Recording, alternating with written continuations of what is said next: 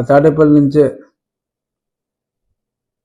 Script రాసి ఇచ్చేవాడు ఎవడో పెద్దల అనుమతితో ఆ స్క్రిప్ట్ రాసి ఇచ్చినట్టుగా ఉన్నారు. రాబోయే ఎన్నికల్లో చెప్తున్నాను వినమ్మా, నీ ద్వారా పలికించారు కాబట్టి సుబ్బారెడ్డి నీకే చెప్తున్నా, పార్లమెంట్లో కనీసం మీకు 4 స్థానాలు కూడా దక్కే అవకాశం లేదు. మా కూటమికి 20 నుంచి లీస్ట్ 22 దాకా కూడా రావచ్చు పార్లమెంట్ స్థానాలు. ఇది ఖాయం.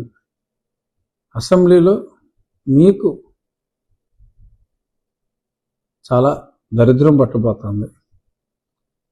ఈ 3 పార్టీలు కలిసిన తర్వాత అత్యంత దరిద్రం పట్టబోతుంది.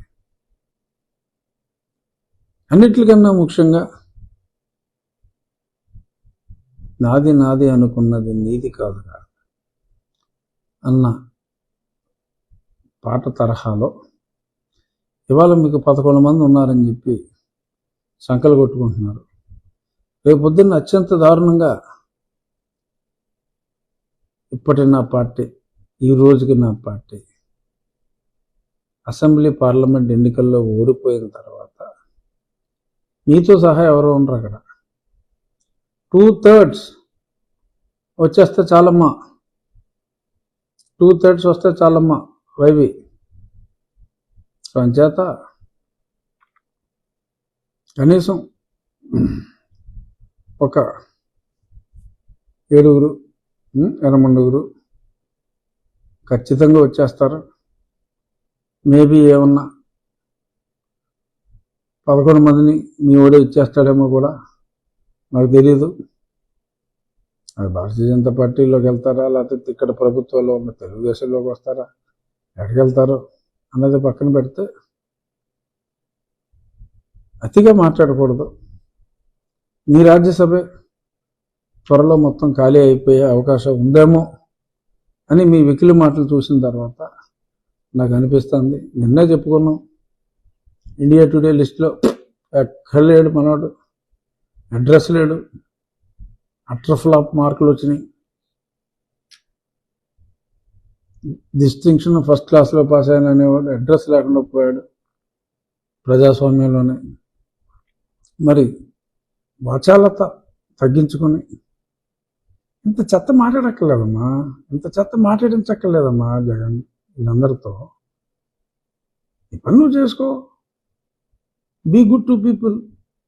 ఎందుకు నోటుకు వచ్చినట్టు మాట్లాడి వాళ్ళని తిట్టేసి వీళ్ళని తిట్టేసి అక్కడితో ఆకుండా ఆఫీసుల మీద దాడులు చేసి కొట్టేసి ఇదంతా అవసరమా? నేను ముగించే ముందు ఫాలి నారీమన్ గారు, ఆయన ప్రముఖ రాజనీతి కోవిదులు, గ్రేట్ లాయర్, తన 95వ సంవత్సరంలో ఈరోజు తను చాలించారు. మన రాష్ట్ర విభజన అప్పుడు 2012లో నేను వారిని ఎంగేజ్ చేసి రాష్ట్ర విభజనని వ్యతిరేకించిన మొట్టమొదటి వ్యక్తిని నేను.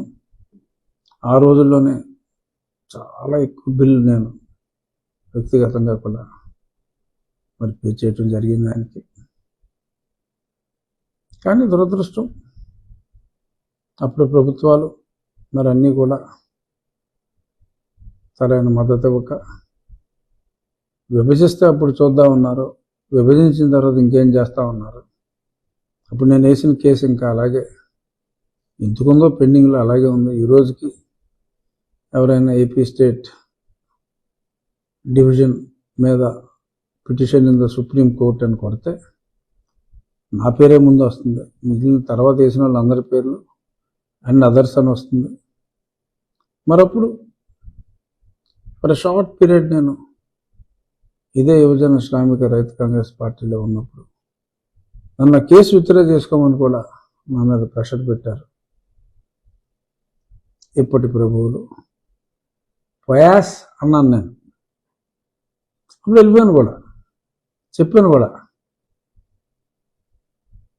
తొలి రాత్రి పాల గ్లాస్తో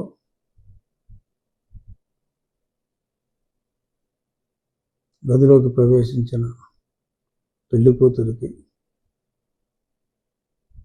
తన మొగుడు మగాడు కాకపోతే ఎంత షాక్ గురవుతుందో, నేను కూడా రాష్ట్ర విభజనని సమైక్యాంధ్రకి వ్యతిరేకంగా కొందరు మాట్లాడినప్పుడు అలాగే నిర్ఘాంతపోయానని నేను 2014లో చెప్పడం జరిగింది.